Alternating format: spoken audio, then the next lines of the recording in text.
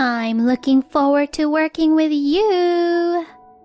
It was Rena, a junior, who said this to me in a tone of voice, drawing out the end of words which I really hate.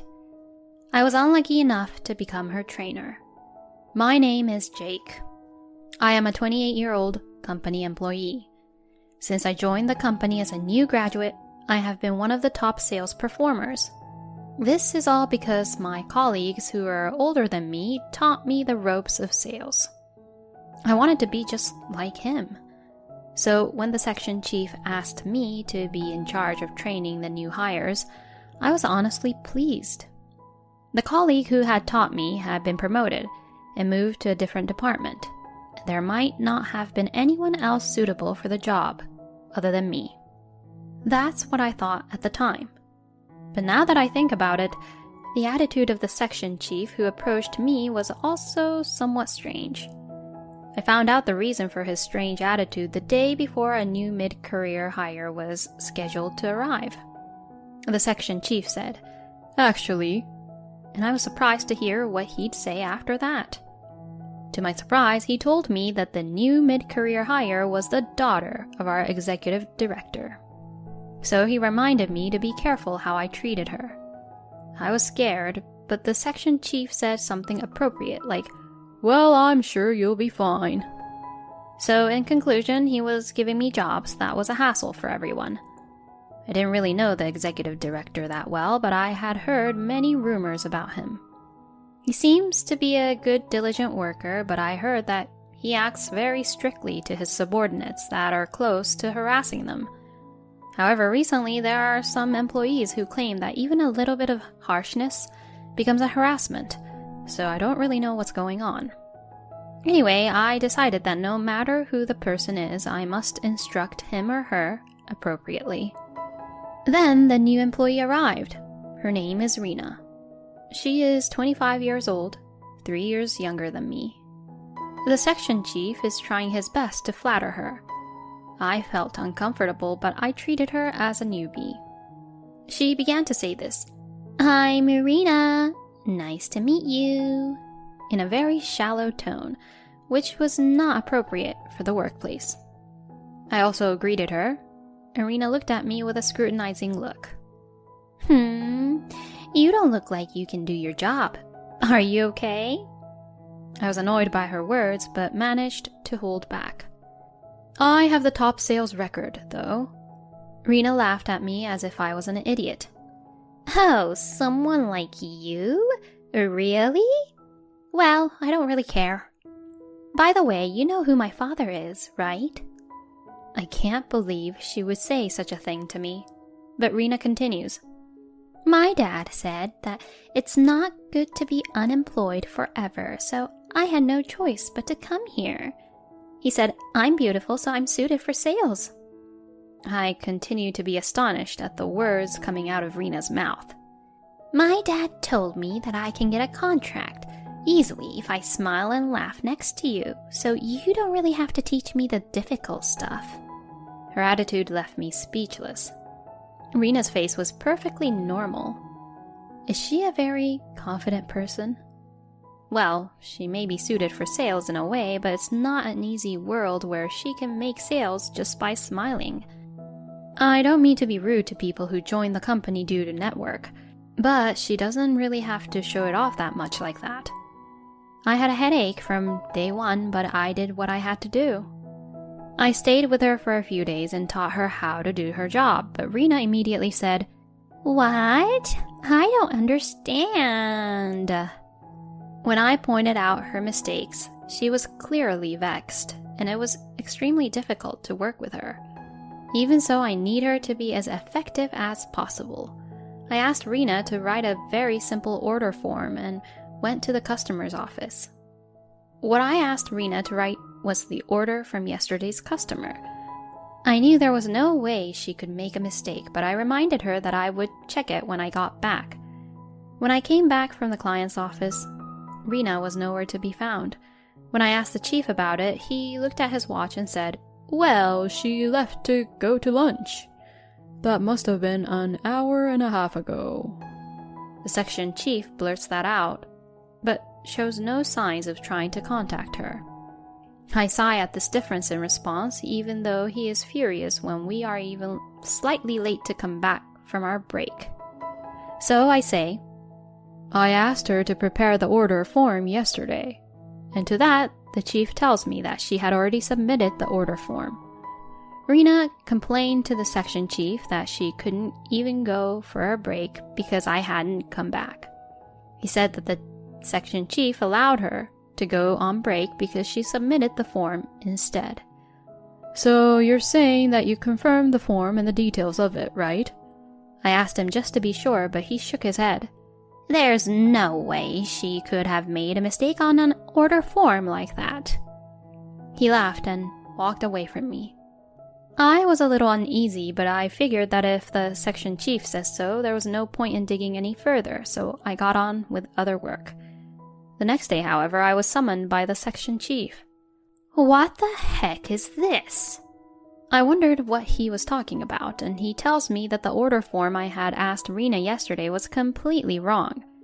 The chief glances at the manager next to him. It's like the section chief is trying to put the blame on me in front of the manager, so the manager wouldn't get mad at him. I told not only the section chief, but also the general manager that it was me who asked Rena to take care of it, and that I would check on it when I got back from the client's office. And I explained that the section chief had taken care of it and submitted it to the client. The section chief raised his voice and said, You, the trainer, are responsible for the new employee's mistake. But the manager asks me, Is that true? Of course, I was not lying. When I called Rena to the spot and explained the situation to her, she said, Are you saying it's my fault? I can't believe it. And suddenly she became angry. That's not what I mean. I want you to explain the situation, what happened yesterday. I say that, but Rena doesn't listen. He pushed me to do work and was gone, so isn't it your responsibility? Rena says so, and the section chief gets into the conversation. You need to take a little more responsibility if you're her trainer. I was angry at the way they said it, but I kept my mouth shut because it would only make things worse. The manager couldn't stand to see what was going on, so he said that he would talk to me individually. That's when Rena tells me, You're the worst. I'm going to tell my dad about this. The manager doesn't really know if I'm lying or not, but he can't see the facts, so he said that he was going to put this case on hold. He told me to put all my energy into other matters, and I nodded. The next day, what awaited me was an unbelievable situation. As soon as I arrived at work, the chief approached me. The executive director is asking for you. What? I asked back, but the section chief angrily told me to go quickly because the executive director was asking for me. The executive director is Rena's father, right? Is it about what happened yesterday? I looked around but couldn't find Rena. I had no choice but to hurry to the executive director's place. I had never had a chance to talk to him before, and I was secretly scared. But it would be wrong to say that it was all my fault. I tried to act calmly and went to where the executive director was, and saw Rena there. Rena notices me and grins. I called out to the executive director. Then the executive director suddenly yells at me. You're Rena's trainer. I back away from him. I heard you blamed Rena for your own mistake. You're so arrogant. Did you know that she's my daughter? I knew that Rena didn't tell her father what happened properly. I tried to excuse myself, but there was no chance for me to even say what I wanted to say. The executive director kept saying, We don't need you at this company. You're fired right this instant. Rena, who was right behind the executive director, was laughing. I was so mad that I began to say, With all due respect, sir, But the executive director interrupted me. Shut up! You're fired. You're not worthy of an excuse. Pack up your stuff and go home right now. It seems that the rumors of the executive director's harassment were true. There was no way I could allow myself to be treated unfairly like that. I managed to suppress my anger.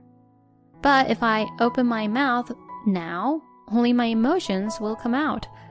I suppressed it, said I understood, and left the place.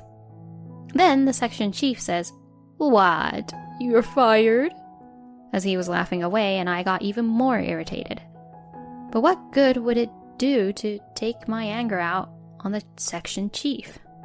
I glared at the section chief and started packing up my stuff. The manager stops me, but I tell him, "I don't think this company needs me, so I'll go to a different place where they'll need me." And hearing that, the manager looked at me as if he didn't have a choice and agreed to take care of the rest. I went back to my house where I was living alone. Fortunately, I had enough money in savings to get by for a while. Even though I tried to depend on alcohol, my mood and emotions did not calm down much. Then I happened to see a travel program on the TV. All right, maybe I should just go on a trip. So like that, I decided to go on a spontaneous trip. Come to think of it, Grandpa is traveling abroad again, huh? I went to bed that day, thinking of my grandfather, whom I had not seen for a while. The next morning, I set out on my trip. It was a carefree solo trip. I had been working so much that I felt like I was able to reset my nerves after spending a few days in a foreign country. Then my phone rang, and when I answered it, it was Rena. It had been a few days since then, so I don't know why Rena was calling me just now. When I worked for the company, I was often out of the office for sales work, and I had given her my personal number in case something happened. She didn't even call me the other day, so what's this all about? At any rate, when I answer, I heard Rena's panicking voice. "Are you the CEO's grandson, Jake?" What the? I raised my eyebrows at the sudden phone call. Rena seems to be calling from her office and starts talking on her own about an incident that happened earlier. Today's the day the CEO returns from his overseas business trip. The executive director knew this and was about to introduce his daughter Rena to him. Then the CEO showed up at the sales department where Rena was. The executive director rushed to the CEO at once and introduced Rena to him. Rena said in her usual tone, "Pleased to meet you." And the CEO replied back, "Nice to meet you," in his usual tone. Then the CEO would say, "Where is my grandson?" The executive director looked at the CEO, not knowing what he was talking about. "Excuse me?" Then the CEO said, "My grandson, Jake. I haven't seen him for a while, so I thought I'd check in on him once in a while. Ah, maybe he's already left to see his clients?" As he looked around the office. Then the executive director, realizing it was me, got completely pale and said, "Yes, I guess so, sir." And he seemed to have went along with the CEO's conversation. Yes, my grandfather is the CEO of the company. But I didn't want people to think that I joined the company because of my grandfather, and I wanted to be evaluated fairly. I had talked to a senior colleague who had helped me before about who I am, but he said, "If you want to test your ability, it might be better to keep quiet." And since then, I have never told people about it, partly because I was told to keep it to myself. We have the same last name, but it's a common last name, so I've never been noticed. It's rare for my grandfather to show up in the sales department like he did this time. "That's why you should come back now," Rena says to me in a trembling voice. "It was your father who said I was fired, remember? He didn't even listen to my side of the story, and I can't just disobey the executive director's order, could you?" "But if I don't do anything about this, my dad will be fired. Please, come to the office as soon as possible."